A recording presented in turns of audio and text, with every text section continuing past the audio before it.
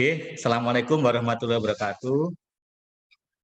Alhamdulillahirrahmanirrahim. Senang sekali bisa bersilaturahim dengan teman-teman anatomi, teman-teman biomedik. Mungkin kita sudah lebih 2 tahun tidak bersilaturahim lewat PAI ya. Alhamdulillah kita bisa ketemu walaupun masih secara daring ya. Tapi insya Allah besok Sabtu ketemu Dokter Arfi ya, mungkin di sinematologi itu. Dan memang usulan tema ini, tema anatomi, pembelajaran anatomi mau dibawa kemana, itu usulan saya, karena terinspirasi lagunya itu ya, hubungan kita mau dibawa kemana itu. Ya, anatomi juga mau dibawa kemana, tapi tadi Dokter Mbak Isabella ini senior saya waktu di Solo, salam untuk guru saya ini. Jadi sudah cerita bagaimana perjalanan anatomi, dan kesimpulannya saya setuju tadi, tiga-tiganya semua multimodal. Jadi sudah selesai ya paparan saya. Dan tadi sudah disebut-sebut Dr. Arfian, saya sedikit akan menyampaikan tentang virtual reality dan augmented reality. Saya beri judul sebagai kadaver baru. Karena memang kadaver ini kan sudah lama kita gunakan dalam anatomi, tapi mengalami perubahan. Dari dulu diseksi, proseksi, sampai mungkin sekarang jadi gambar-gambar itu. Dan tadi Dr. Mansur Romi juga sudah pernah menulis apakah kadaver masih diperlukan. Saya juga pernah menulis juga itu di jurnal anatomikanya UMSU itu apa kadaver anatomi masih diperlukan. Nanti kita diskusikan bareng-bareng.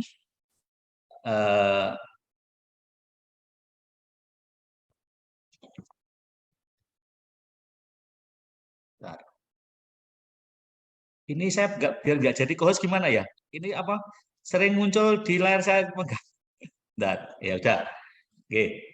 Ini bagaimana sudah disampaikan Mbak Isabella dan Dr. Arfi, anatomi adalah dasar ilmu kedokteran dan merupakan dasar kedokteran yang tertua sejak zaman Hippocrates, kemudian zaman masa Islam ya, dari kita kenal Ibnu Sina, Ar-Razi, Ibnu Nafis dan sebagainya, sampai dengan masa generasi baru Vesalius, Andreas Vesalius, kemudian William Harvey dan sebagainya, sampai dengan era modern sekarang ini. Ya, dan memang sejak dulu sampai sekarang masih di semua artikel dan sebagainya, dan sebagian besar orang anatomi akan menyebut bahwa untuk belajar anatomi gold standarnya adalah menggunakan kadaver. Ya. Walaupun realitasnya sekarang khususnya di Indonesia itu sebagian besar sudah proseksi. Mungkin nanti Dr. Prof. Tohar Arifin bisa cerita, kalau di Undip saya dengar masih diseksi, mungkin nanti bisa sharing juga ya. Dan tadi sudah disampaikan dalam sejarah perkembangannya, pendidikan kedokteran berubah, demikian juga anatomi. Tadi Dr. Isabella cerita 9 SKS. Zaman saya dulu anatomi itu 7 SKS, 7 SKS 3 semester. Kemudian guru saya dulu cerita kalau belajar anatomi itu ngeloni kadaver. Jadi sampai tidur di lab anatomi, itu guru-guru kita cerita seperti itu. Kalau zaman saya sudah enggak ngeloni kadaver, tapi masih 3 semester, dan itu pun masih terus diulang-ulang ya. Tetapi dengan perubahan kurikulum basis kompetensi tadi sebagian besar adalah berupa pembelajaran tutorial dan sebagainya, sehingga waktu dan kesempatan belajar anatomi berkurang. Dan itu juga ditandai karena dosen-dosennya tidak diseksi, sehingga sekarang apabila membutuhkan dosen baru, termasuk apalagi yang FK baru, butuh dosen baru, itu ya dosennya berarti kan nggak pernah diseksi. Ya. Jadi dosen dengan keahlian diseksi juga tidak mencukupi. Makanya sekarang mungkin Dr. Arfi dan Mbak Isabella di prodi biomedis yang anatomi ada pelajaran diseksi, ya. Tetapi tentunya berbeda ya, karena ini diseksi itu butuh ketekunan, ya, waktu lama dan sebagainya itu. Kemudian di Indonesia karena alasan hukum, etika dan sebagainya, jumlah kadaver kita terbatas. Ya. Ini kemarin saya dengan teman-teman klinis ya, teman bedah, THT dan sebagainya, butuh kadaver pun mereka kekurangan. Ya. Karena memang apalagi setelah pandemi ini ya, jadi memang jumlah kadaver terbatas. Kemudian pandemi COVID kemarin, dan berkahnya adalah perkembangan teknologi. Ya tadi bagaimana disampaikan Dr. Arfian, ada disrupsi, ya, disrupsi dan harus shifting. Dan itu memang sudah disampaikan oleh para ahli, termasuk Prof. Renal Kasali tahun 2000-an itu kita harus sudah bergeser. Tapi ya memang kita kan biasanya suka status quo kan gitu ya. Nah, tadi sudah disampaikan juga Dr. Arfian dan Dr. Isabella bahwa pembelajaran anatomi itu bagaimanapun diseksi kadaver tidak bisa digantikan atau kadaver tidak bisa digantikan, tapi multimoda. Maka hikmah, salah satu hikmah pandemi itu kemarin kita merasakan, oh ternyata tanpa kadaver pun mau tidak mau pembelajaran anatomi harus berjalan. Ya, maka kita berinisiatif, berinovasi dan sebagainya, membuat konten-konten, ada yang buat video, ada yang buat animasi dan sebagainya. Alhamdulillah nih YouTube-nya Anatomi FKUNS sudah lebih 4.000 subscribernya ini Dr. Arfian.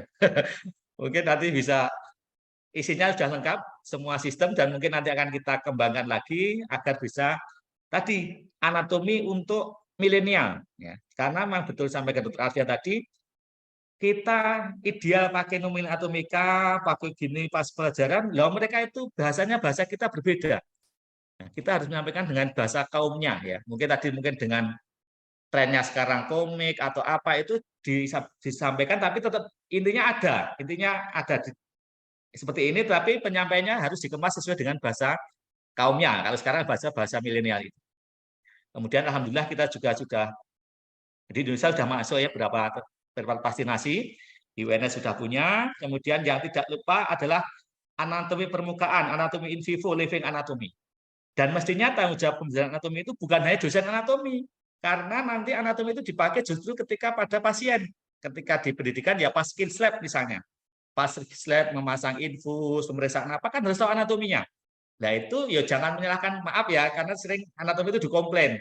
Anatomi ini piye lah kan pembelajarannya pas anatomi di lab ya, tapi pas itu kan ketika skin lab dan sebagainya termasuk di klinik pun juga harus membimbing ya. Tanggung jawab karena belajarnya kan sampai selesai jadi dokter itu. Ya. Dan yang penting lagi sekarang juga ada anatomi imaging ya. Radiologi itu harus masuk anatomi tadi. Saya tadi lihat di slide-nya Dr. Isabella ada radiologi juga ya, dihubungkan, memang harus demikian karena kita tidak mengajar sebagai anatomi ansih, sebagai anatomis, tetapi sebagai calon dokter umum ya. Karena kalau nanti jadi dokter bedah belajar lagi, nanti ada prabedah atau ada kursus lagi, kemudian radiologi, mungkin ada stase di anatomi atau yang lain juga harus gitu. Jadi tidak hanya mengandalkan pas S1, karena S1 kan memang ini kurikulumnya untuk menjadi seorang dokter umum ya. Dan salah satu sekarang yang berkembang adalah digital anatomi, termasuk yang sedang tren adalah augmented reality dan virtual reality. Ya, mungkin sekarang juga heboh metaverse ya. Mungkin Dr. Arfian sudah mencoba masuk ke metaverse ya, main-main ke sana yaitu. Itu mahasiswa akan senang kalau pakai teknologi karena mereka sudah digital natif ya. Kita harus belajar nunak-nunuk belajar itu tapi mereka sudah bisa itu.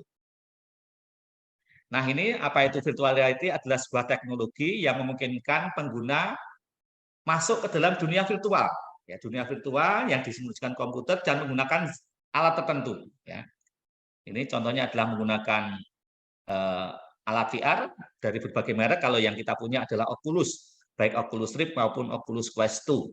Ya. Kemudian kalau augmented reality adalah teknologi menggabungkan secara nyata digital content ke dalam dunia real. Jadi misalnya kita bisa melihat dengan smartphone atau tablet atau apa, kita melihat otak atau melihat core dan sebagainya itu di lab atau di tempat yang kita proyeksikan. Ya, bisa di bahkan mungkin pada orang dan sebagainya bisa dengan mixed reality. Saya mencoba mencari publikasi tentang virtual reality dan augmented reality, ini ternyata sangat pesat ya. Ini dari salah satu database, mungkin dosen Indonesia kan sukanya Scopus ya. Ini saya cari di Scopus ya. Ini virtual reality ada 150.000 lebih dokumen. Kemudian augmented reality 40.000 lebih dokumen. Kalau virtual reality dan augmented reality di bidang kedokteran ada 16.000 dokumen. Kemudian di bidang anatomi 2.700. Kemudian kalau spesifik pada anatomi education, learning and teaching ada 1.200. 1.200. Berarti ternyata memang sudah banyak sekali perkembangan dari virtual reality dan augmented reality di bidang kedokteran termasuk di bidang anatomi. Ini pertumbuhan publikasinya mulai tahun 2000 ini ya 2017 ini mungkin seiring dengan teknologi dan sebagainya itu berkembang pesat ya, apalagi di masa pandemi ini sangat pesat sekali perkembangan pertumbuhannya dan dipublikasikan di berbagai jurnal bereputasi. Ya, ini yang 5 besar ini baik di bidang kedokteran seperti Anatomical Science Education, kemudian Clinical Anatomy dan juga di jurnal di bidang bioinformatika atau teknologi informatika. Karena memang untuk membuat augmented reality dan virtual reality ini kerjasama antara ahlinya kalau kita anatomi dengan orang IT. Dan memang negaranya masih sebagian besar adalah negara dari negara-negara besar Amerika, Inggris, Jerman dan Cina. Ya Indonesia belum ada, ya belum banyak yang publikasi di sini. Nah ini sebenarnya peluang bagi kita untuk mengembangkan pembelajaran ini dan kita publikasikan khususnya di negara berkembang. Ya. Kemudian dari 1.200 dokumen tadi saya tampilkan dalam visual mapping ini dengan Fospure. Ini memang sangat erat kaitannya ya, virtual reality dan augmented reality ini sangat erat kaitannya ini dengan anatomical education. Kemudian termasuk juga ini kuning ini warnanya berarti makin baru. Ini di anatomi undergraduate ya di S1. Ya, ini juga masih banyak peluang untuk penelitian. Kemudian memang banyak sebagian besar itu di bidang bedah nanti ya, di bidang virtual reality itu di bidang bedah bidangnya Prof. Tohar ini. Ini terus anatomy education, kemudian anatomy education ini sangat erat berkaitan ya dengan augmented reality dan virtual reality. Dan ini masih peluang bagi kita untuk mengembangkan teknologi baik untuk khususnya anatomi pembelajaran dan juga nanti di bidang kedokteran secara umum di klinik dan sebagainya. Ini adalah beberapa contoh aplikasi virtual reality dan augmented reality dalam pendidikan kedokteran. Mungkin tadi yang disampaikan tadi itu kombinasi ya digital anatomi dan ada AR-nya. Tadi apa tadi produknya seperti tadi dok? Real anatomi tadi ya. Ya ini ada beberapa contoh ya aplikasi anatomi seperti visible human body, kemudian organon 3D dan sebagainya. Dan memang paling banyak adalah ini untuk simulasi termasuk pembelajaran di bidang bedah. Ya, baik bedah umum, bedah digestif, komplit anatomi tadi ya, komplit anatomi tadi tadi ini juga mereka menggunakan AR, augmented reality saya lihat tadi. Ya. Di bidang bedah ya, termasuk di bidang bedah saraf, ini banyak sekali Prof. Tohar ini ya, aplikasi augmented reality maupun virtual reality untuk pembelajaran maupun simulasi sebelum pembedahan. Dan ini juga sangat potensial dikembangkan. Dan ternyata ini juga sudah banyak diteliti ya, publikasi-publikasi di bidang virtual reality dan augmented reality. Ini salah satu artikel ini cukup banyak disitasi oleh Christian Moro ini bahwa dia membandingkan antara pembelajaran dengan VR, AR dan digital anatomi menggunakan tablet atau smartphone ini. Ternyata hampir sebagian besar nilainya itu puas atau setuju ya. Mereka mahasiswa atau user sangat senang dengan belajar anatomi dengan menggunakan model baik VR, AR maupun digital anatomi, kemudian sangat membantu, ya mudah memahami, efektif, softwarenya user friendly, tentunya ini ya, bagi anak-anak muda zaman sekarang itu mesti sudah bisa. Ya. Kalau saya dulu belajar mungkin harus berhari-hari untuk apa modulnya ini, kalau mahasiswa cepat sekali. Ya. Walaupun demikian tentu ada efek samping. Ya, efek samping memang salah satu teknologi itu apalagi yang belum terbiasa, ya, itu efek sampingnya. Salah satunya kalau virtual reality ini adalah terjadinya pusing biasanya. Apalagi mungkin kalau belum terbiasa dengan suasana lingkungan, kemudian penggunaan headset dan sebagainya itu biasanya ada pusing. Ini memang paling banyak pada virtual reality. Walaupun demikian, ternyata VR ini juga banyak digunakan untuk terapi pada pasien-pasien neuro, termasuk pasien vertigo, tentunya dengan teknologi tertentu. Ya, AR, tablet, ini ternyata ada efek samping, baik secara umum maupun pada mata. Seperti disampaikan Dr. Isabella tadi, memang salah satu kelemahannya adalah tadi terisolasi. Makanya yang paling baik adalah multimoda. Maka ini adalah merupakan tantangan ya, keterbatasan kadaver, keterbatasan dosen anatomi yang bisa diseksi dan sebagainya. Dan maaf ya, sekarang ini pemerintah kita akan menganjurkan produksi dalam negeri. Beberapa bulan lalu kan harus edaran TKDN. Apa itu? Komponen dalam negerinya harus sekian persen. Nah, akhirnya kita mau beli alat yang produk luar nggak bisa. Maka ini kesempatan kita. Dan sayangnya saat ini produk-produk pembelajaran termasuk anatomi, baik video, atlas, buku, aplikasi itu masih buatan luar. Ya, maka ini kesempatan bagi kita untuk mengembangkan. Ya. Dan tentunya harapan saya sebenarnya Indonesia bisa mandiri dan berdikari. Tapi kalaupun tidak, kita bisa berkolaborasi. Makanya nanti kalau ada di sini ada Elsevier, Java Medica, mestinya bisa kolaborasi dengan kita dari kampus, ya entah lewat PAI atau gimana nanti untuk mengembangkan ini agar sesuai dengan kebutuhan. Jadi kita tidak hanya pengguna, tapi juga kita memproduksi atau buat bersama-sama sehingga digunakan oleh apa istilahnya mahasiswa atau user kita. Ya. Ini peluang ya. Jadi nanti bagaimana entah nanti bisa kita diskusikan atau dengan PAI untuk membuat pembelajaran baik aplikasi dan sebagainya itu versi Indonesia kan gitu. Nah, ini mungkin sedikit saya ceritakan bagaimana proses pembuatan aplikasi anatomi, baik digital, AR, VR, dan sebagainya. Memang kita harus membuat desain dulu, mau VR atau AR, kemudian kita membuat semacam storyboard, ya, alur ceritanya, membuat 3D asset. Nah, ini kalau nggak bisa membuat 3D asset, kita kerjasama, kolaborasi dengan teman-teman IT. Bisa membuat model sendiri, bisa dengan 3D scanner, dan sebagainya itu. Atau kalau sulit ya kita bisa beli sebenarnya, karena di online itu juga banyak aset-aset yang bisa kita beli, baik yang kita dapatkan ya, baik yang free maupun yang harus berbayar. Kemudian kita membuat aplikasinya, kita uji coba, kemudian kita gunakan langsung pada user. Ya, kemudian ini kita bisniskan. Ya. Dan alhamdulillah sedikit cerita, produksinya UNS, produksi kami teman-teman itu sudah sebagian sudah bisa dijual, sudah dapat uang dari Google Play saya. Itu sebenarnya menarik juga ya. Ini ada salah satu contoh produk virtual reality buatan UNS ya, Anatomat. Ini sudah kita kembangkan, mungkin belum kita launching, tapi sudah kita gunakan di lab anatomi ya. Dan ini bisa kita konekkan dengan TV atau layar lebar gitu. Jadi nanti kita yang menggunakan user ini pakai ini semacam ini, ya, semacam ini ya, Oculusnya ini ya. Semacam ini Oculus, kemudian nanti dia imersif di dalam lingkungan itu, tetapi yang lain bisa melihat di layar lebar. Nah, termasuk nanti mungkin Prof. Tohat bisa mencoba ini ya di teknik pembedahan dan sebagainya bisa dicoba. Ya. Ini anatomi UNS sudah membuat semua sistem ada. Ya.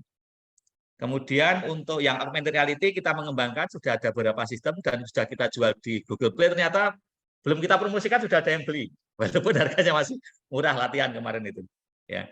Ini sudah kemarin kita pamerkan juga waktu Pak Jokowi ke Solo, waktu dia Sinatra UNS, beliau juga melihat pameran preparat anatomi dan juga augmented reality ini. Dan ini sangat menarik, mahasiswa kedokteran, mahasiswa kesehatan, dan sebagainya sangat tertarik. Ini termasuk yang juga kita buat ya versi Kadavar Neuro. Dan alhamdulillah walaupun sederhana juga bisa kita tulis, kita publikasikan ya.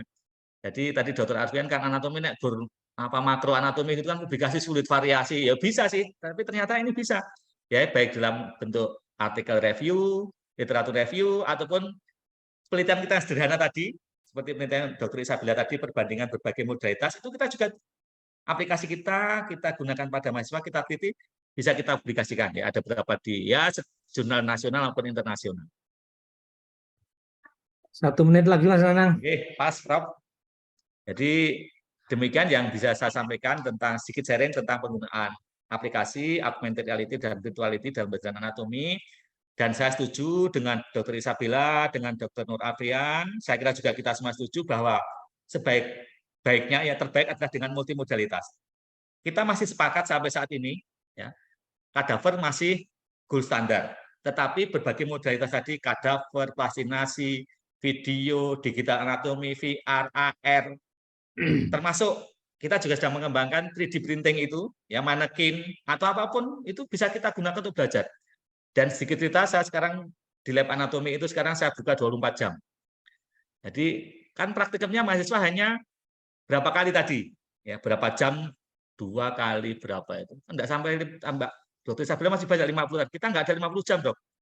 Ya, makanya di luar itu ternyata mahasiswa antusias.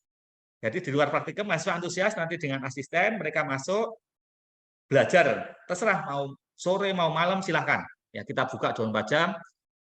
Ya tentunya tidak 24 jam Kenyataannya ya, jam 10 biasanya, sampai jam 10 itu masih ada belajar di anatomi. Alhamdulillah lab anatomi kita juga sekarang sudah nyaman. Nah, mungkin nanti kita buat kafe anatomi dok gitu. Biar mahasiswa semakin nyenang, semakin senang dan enjoy belajar anatomi. Ya, jadi karena ada perubahan ini sudah maka ada, kan? Ya, Marknya kan sudah ada tadi. Iya ya, marknya sudah ada ya. Ya, Oke, jadi, matur nuwun demikian semua pembicara. Pak Toha dan Ya. teman-teman. Mudah-mudahan bermanfaat. Mohon maaf ada kekurangan. Assalamualaikum warahmatullahi wabarakatuh.